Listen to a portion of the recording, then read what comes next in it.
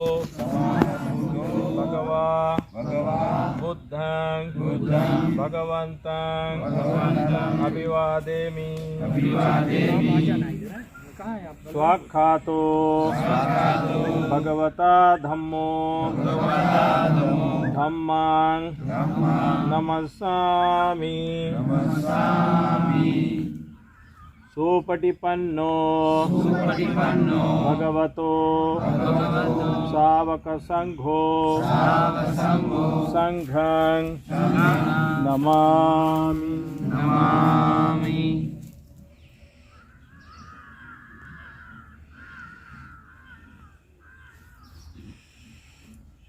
करुणा के सागर भगवान बुद्ध, उनका धम्म और संघ को त्रिवार अभिवादन।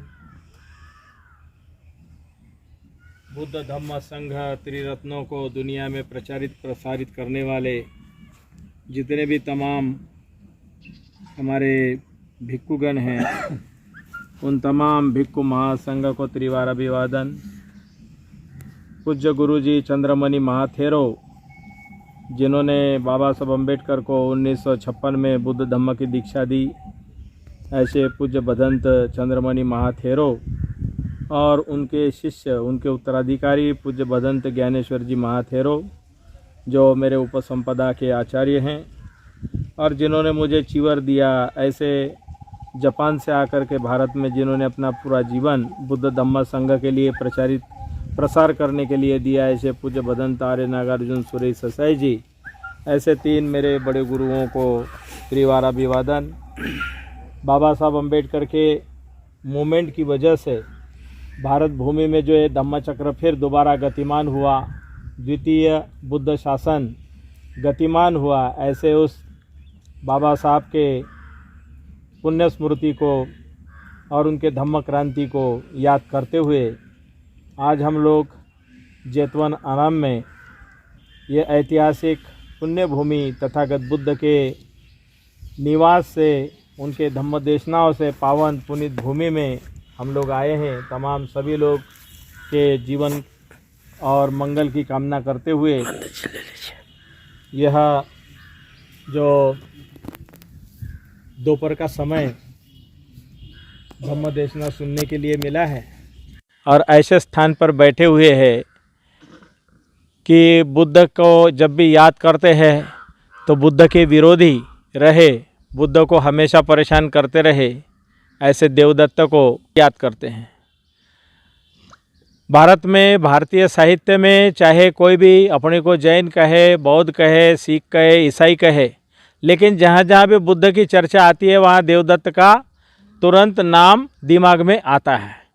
ऐसे ही अम्बेडकराइट मूवमेंट में जब जब भी बाबा साहब की चर्चा होगी तो गांधी जी दिमाग में तुरंत आते ही हैं, क्योंकि गांधी जी अगर ना होते, गांधी जी ने अगर विरोध ना किया होता तो गांधी जी विरोध कर रहे थे सनातनी संस्कृति के नाम पर रूढ़िवादी ब्राह्मणी व्यवस्था का, मनुवादी व्यवस्था के वो पोषक थे, संरक्षक थे और उनका जन्म उन परिवार में हो जाने की वजह से उस तरह से वो व्यवहार कर रहे थे। लेकिन धीरे धीरे उनमें भी सुधार होते चला गया। जब देखा कि जनता जो है, बहुसंख्यक जनता दुखी है, परेशान है, जिनको इंसानियत के अधिकार नहीं है, अछूत बना के रखा हुआ है, तो गांधी जी में भी धीरे धीरे सुधार हुआ। क्यों कि जो भीड़ देखी कि बहुसंख्यक इस देश के लोग जिनको मानवाधिकार भी उपलब्ध नहीं है, कुत्ते बिल्ली को लोग प्यार करते हैं, घर में रखते हैं, गाय का मूत्र जो है उसको छिड़क करके अपने को पवित्र बनाते हैं, लेकिन इतना सुंदर शरीर होकर के भी, मनुष्य होकर के भी मनुष्य नहीं है। तो ये जो है गांधी जी भी जानते थे कि ये वर्ण व्यवस्था ये मानव निर्मित है और इस मानव निर्मित व्यवस्था में कुछ योद्धा, बहुत से लोग परिवर्तक, भारत भूमि में ढेर सारे संत हुए कि जिन्होंने बुद्ध की वाणी को अपने ढंग से लोगों को बताया, समझाया। उस समय में वो संत तो हुए, लेकिन उनके हाथ में उस तरह से कानून व्यवस्था नहीं थी। कोई इस तरह से मजबूत राजा जो थे कि आदेश दिया, बोल दिया और उसको बदल दे, ऐसे नहीं था। वो जितने भी साधु संत वगैरह थे वो ज़्यादातर राजाओं के कई विरोध में थे, तो उनको हत्याएं करवा दी गई और कुछ लोगों से राजाओं के भी मन बदले हुए हैं और कुछ सुधार हुए हैं। लेकिन अंग्रेजी शासन में जो कुछ मुख्य सुधार हुए, अंग्रेजी शासन हुकूमत होने की वजह से हुए। अगर हमारे यहाँ की रियासत होती तो उन्होंने नहीं ध्यान दिया होता। हमारे यहाँ की रियासत में भी अंग्रेजों के प्रभाव में बहुत से सुधार दक्षिण भारत में हुए हैं। कर्नाटका मैसूर के राजा ने जो सुधार किए हैं वो अंग्रेजी हुकूमत की वजह से देखा, और जो गांधी जी और बाबा साहब के संघर्ष वगैरह हुए, ऐसे ऐसे उदाहरण को लेकर के उन्होंने सुधार किए हैं। और बहुत से समय तो ऐसे राजाओं की मजबूरी थी कि छत्रपति शाहू जी महाराज के स्वयं माने उनके ऊपर अत्याचार होता था राजा होकर के भी, क्योंकि वो अपने किचन में ही स्वयं नहीं जा सकते थे, क्योंकि किचन में जाएंगे तो भोजन बिगड़ जाएगा इस तरह का। क्योंकि वहाँ पर धोती लगाए हुए ब्राह्मण जो है, जनेऊ लगाए वाला, बिल्ली लेके ऐसे घूम रहा है, किचन में जाता है बाहर निकलता है। छत्रपति शाहू जी महाराज किचन में जाना चाहते तो बोलते नहीं नहीं आप नहीं जा सकते, इधर रहो। छत्रपति महाराज मन में सोच रहे हैं बिल्ली लेके घूम सकता है, ये बिल्ली लेके किचन में जा सकता है, ये इसको वर्ण श्रेष्ठत्व प्राप्त है, और मेरे को शूद्र बोल करके मेरे को वो सत्ता हासिल नहीं है, वो अधिकार नहीं है, मेरे साथ ही भेदभाव करता है। तो उस समय वो देख रहे थे कि कोई तेज ऐसे वकील मिले कि इन ब्राह्मणी व्यवस्था को उल्टा पुल्टा कर दे। तो बाबा साहब बैरिस्टर बन के जब आए तो हाथी के ऊपर जुलूस निकाला कोल्हापुर महाराज ने, और निमंत्रण देने के लिए बाबा साहब के पास में स्वयं छत्रपति शाहू जी महाराज बंबई में गए। तो ये जो ऐतिहासिक बड़ी बड़ी घटनाएं हैं, ये जन सामान्य में सिलेबस में अगर होती तो बहुत सा परिवर्तन कब का ही आ गया होता।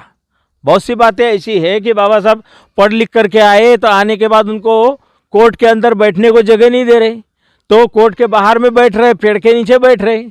लेकिन जब पता चला कि जो बहुत साल से देश के दुश्मन नाम की किताब, देशाचे दुश्मन, वो किताब जो है देशाचे दुश्मन, उसमें 6 साल की सजा हुई थी। जेधे और जवड़कर दो जो थे लेखक, उनको सजा हुई थी ना। उस जमाने में 100 रुपया जुर्माना हुआ था। तो उस समय का 100 रुपया आज के ज़माने में गिनती गिनोगे तो करोड़ों में चली जाएगी, वो इतनी ये थी। और उस समय में अंग्रेजों के ज़माने में कोई भी वकील पत्र लेने के लिए जेधे और जवड़कर का कोई इस देश में ही नहीं था। तो उनको दंड हुआ, सजा हुई। जब बाबा साहब के बारे में सुना, इन लोगों ने देखा, तो उन्होंने कहा कि हम जो है हमारे आदमी को जेल से नहीं निकाल पा रहे, हम पे इतना दंड लगाए वो किताब की वजह से। तो बाबा साहब ने कहा चिंता मत करो, मैं फ्री में तुम्हारी केस लड़ूंगा। बाबा साहब ने फ्री में केस भी लड़ दी, वो जुर्माना भी वापस दिया, और वो किताब बाद में निकलने के बाद क्या, वो लोगों ने चुपके बैन करा दी। वो बैन है किताब। वो किताब इतनी डेंजर है, मराठी भाषा में बहुत उग्र भाषा में लिखी हुई किताब है, देश के दुश्मन। तो उसमें कहा है कि ब्राह्मण जो है वो ब्राह्मण देवता है, और जो 18 रविवार जो महिला अपने घर ब्राह्मण को बुलाएगी और घी से और बढ़िया बढ़िया चावल से और उसको बढ़िया भोजन देगी, सोना चांदी दान देगी और शारीरिक सेवा करेगी, माने उसके साथ सोएगी 18 रविवार, तो बोला उसका जीवन सफल हो जाएगा। तो इस तरह की वो उस तरह से कोई एक नियम बनाया जाए, जैसे सत्यनारायण की कहानी है उसी तरह का उसमें एक शब्द आता है, वो पूजा बताया। तो वो किताब वो लिखने की वजह से वो बैन हो गई, माने उस पर बंदी लगी थी। तो ऐसी ऐसी इस देश में जो क्रांति हुई है, तो तमाम क्रांतियों के जड़ में अगर चले जाएं धीरे धीरे धीरे धीरे, चाहे छत्रपति शाहू जी के बाद शिवाजी महाराज के समय चले जाएं, शिवाजी महाराज का भी बहुत अपमान हुआ, उनका राज्याभिषेक नहीं किया ब्राह्मणी व्यवस्था ने, तमाम ब्राह्मणों ने उनको नकार दिया, बोला शूद्र है।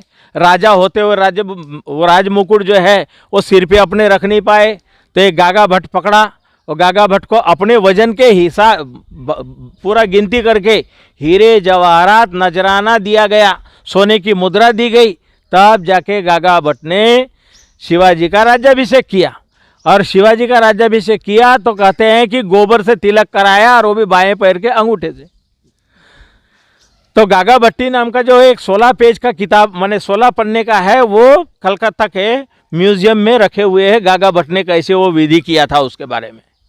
तो ये शिवाजी के ज़माने में इस तरह का भेदभाव था, शिवाजी के पहले नहीं था। पेशवाई के समय ये पेशवाई जो है, पेशवाई ने भेदभाव और बहुत कुछ अत्याचार किए। तो हम पुराने रिसोर्स अगर खोजते हैं तो शिवाजी महाराज जो है, जिनका जन्म शिवनेरी किला में हुआ, अब कभी शिवनेरी किला देखने का आपको मौका मिले तो शिवनेरी किले के नीचे बौद्ध गुफाओं की बड़ी श्रृंखला है, और वहाँ पर लेण्याद्री एक गुफा है, उसके अंदर गणपति बिठाया हुआ है। और लेण्याद्री का गणपति के नाम से बहुत फेमस है। तो वो शिवाजी महाराज का जन्म जो है वहाँ ऊपर किले में नहीं हुआ, वो बुद्ध गुफा में हुआ है। और शिवाजी का जो बेटा जो संभाजी है, वो संभाजी ने बुद्ध भूषण नाम का किताब लिखा संस्कृत में। तो बुद्ध भूषण का ग्रंथ लिखने वाला शिवाजी का बेटा संभाजी ये बुद्ध इतिहास को जानता था, क्योंकि उस समय में कुछ शिलालेख नहीं पढ़ पाते थे। तो 5 लोगों ने यहाँ से लंका में भेजा कि ये क्या लिपि है, क्या भाषा है, ये क्या धर्म है, क्या व्यवस्था है, इसकी जानकारी। तो वो 5 लोग लंका में गए, और यहाँ पर एक रामदास स्वामी, सुना होगा, रामदास स्वामी का पुराना चित्र आता था, लंगोटी लगाए होते थे, हाथ में ऐसे डंडा लिए, जय जय रघुवीर समर्थ ऐसे बोलते थे वो रामदास स्वामी। तो रामदास स्वामी पे रिसर्च किया नागपुर में महामह देशमुख, एम देशमुख नाम के एचओडी थे हिस्ट्री के नागपुर यूनिवर्सिटी में। तो उन्होंने जो ग्रंथ लिखा है, उनका पीएचडी का प्रबंध, उसमें लिखा है कि ये रामदास जो था ये मुस्लिम मुगल जो शासक था औरंगजेब, उसके खुफिया विभाग का प्रमुख था, ये लिखा है उसमें। और लिखा हुआ है रिसर्च में कि अफजल खान से जो मुलाकात करने गए तो शिवाजी महाराज ने उनको बढ़िया गाय की बिरयानी परोसी है, और बहुत सी झूठी बातें एक्सपोज की उनके रिसर्च में। तो मामा देशमुख अभी जिंदा है, बहुत उम्र है, जिंदा है, उनके थीसिस है, क्योंकि ओबीसी पिछड़े वर्ग के थे। उन्होंने रिसर्च किया, पहले कुर्मी थे जिन्होंने इतिहास बनाया। ब्राह्मणों ने उस समय उनके ग्रंथ के खिलाफ में बहुत हल्ला मचाया 1968 के दरमियान। तब क्या हुआ कि बहुत से ओबीसी वर्ग के लोग जागे, और जागने के बाद उसका विरोध किया।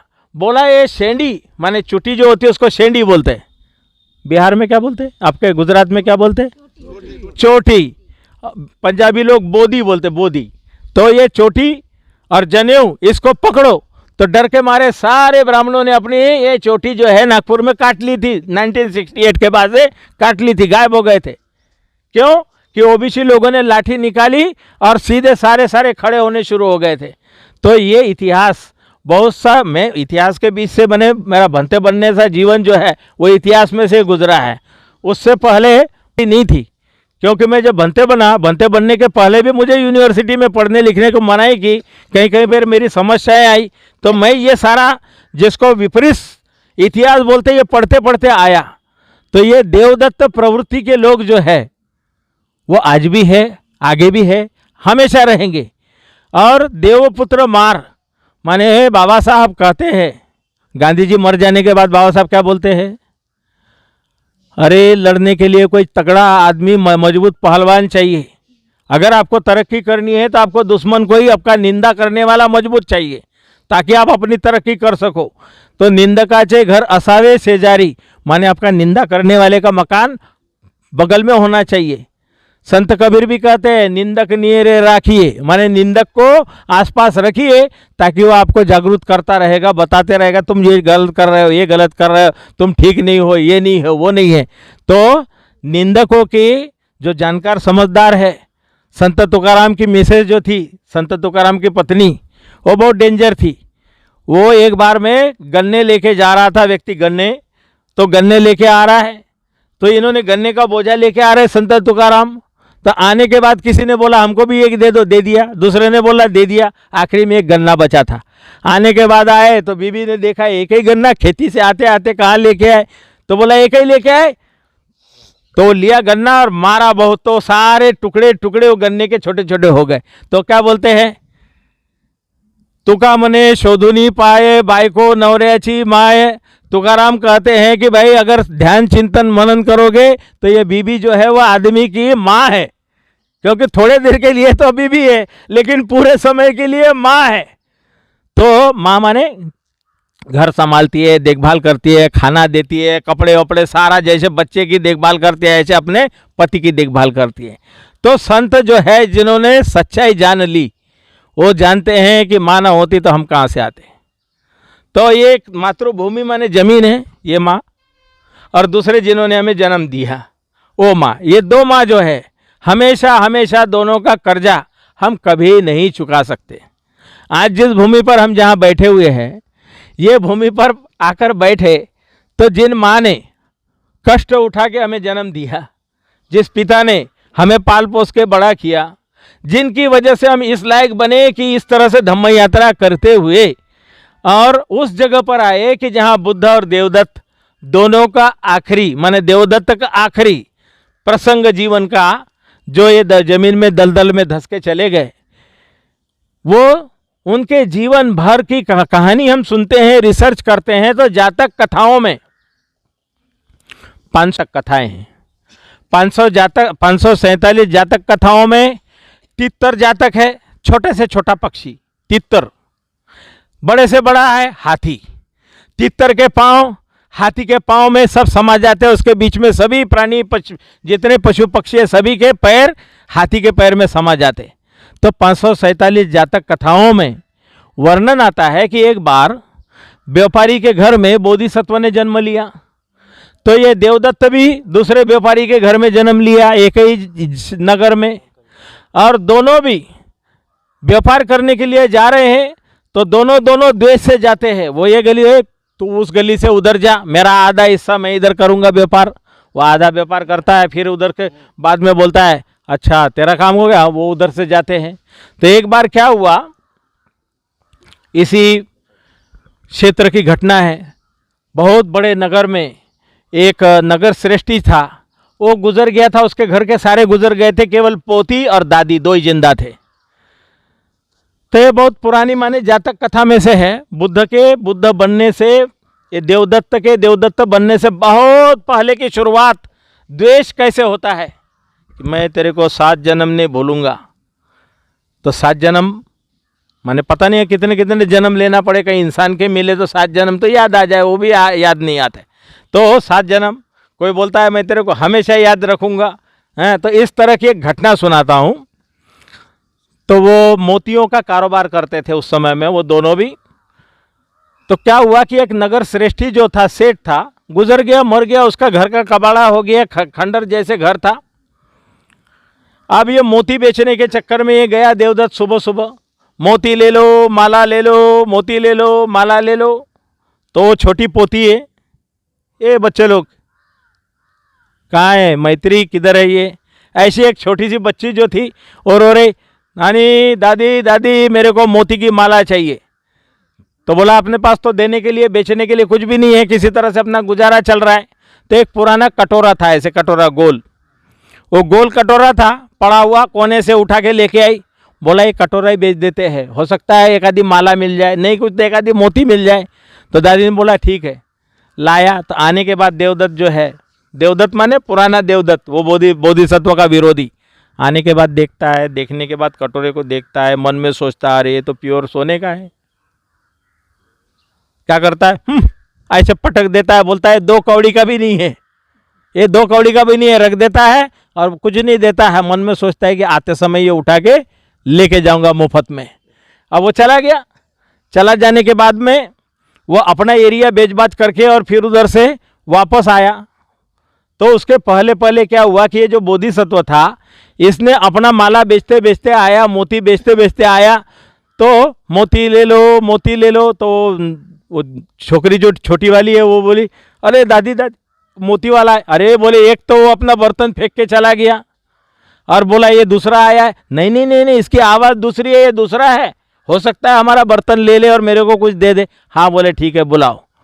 तो आया, आने के बाद उन्होंने देखा, देखने के बाद बोला अरे ये तो पूरा सोने का है, मेरे पास तो इतने पैसे नहीं है कि मैं इसको खरीद पाऊँ। तो वो बोलते हैं जो बने, उसके पास जितना पैसा था, जितने मोती थे, जितना सामान बेचने को लाया वो सब दे दिया, जितने पैसे थे बेचे वाचे वो भी दे दिया, वो तराजू था गिनने का वो भी दे दिया। बोला माताजी मैं जो दिया वो बहुत कमती है।